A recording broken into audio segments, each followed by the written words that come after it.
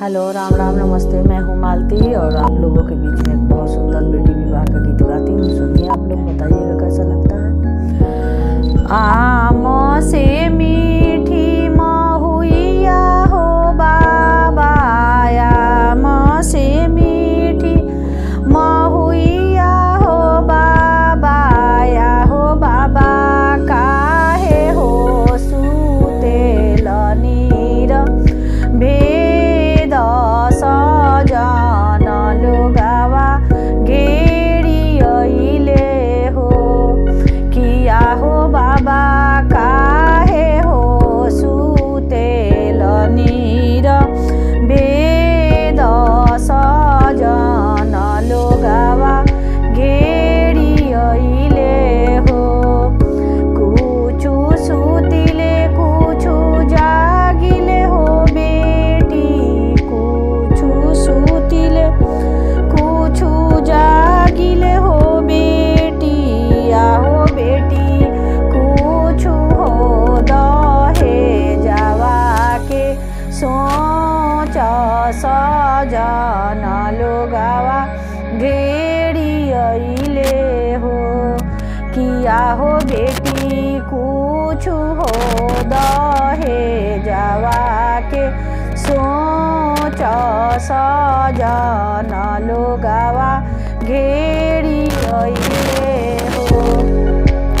सोनामा काटाई हम छुरी बनवनी, सोना एतना संपत हम बेटी के दिहनी, एतना संपत हम बेटी के दिहनी, किया हो बेटी मुख से ना बोलेला रे दा माद सजन लोगावा घेरियले हो, किया हो बेटी मुख से ना बोलेला हो दा माद सजन लोगावा घेरियले हो।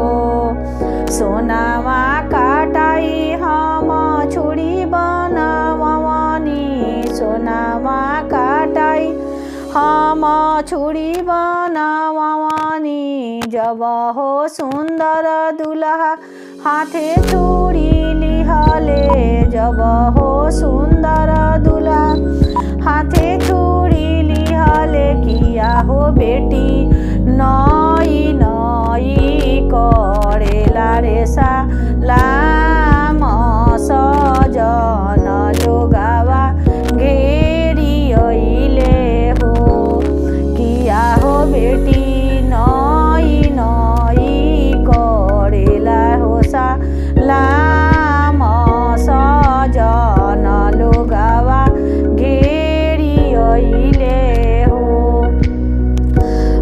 आम से मीठी महुइया हो बाबा, आम से मीठी महुइया हो बाबा, किया हो बाबा काहे हो सुतेल नीर भेद सजन लोगावा घेरियले हो, किया हो बाबा काहे हो सुतेल नीर भेद सजन लोगावा घे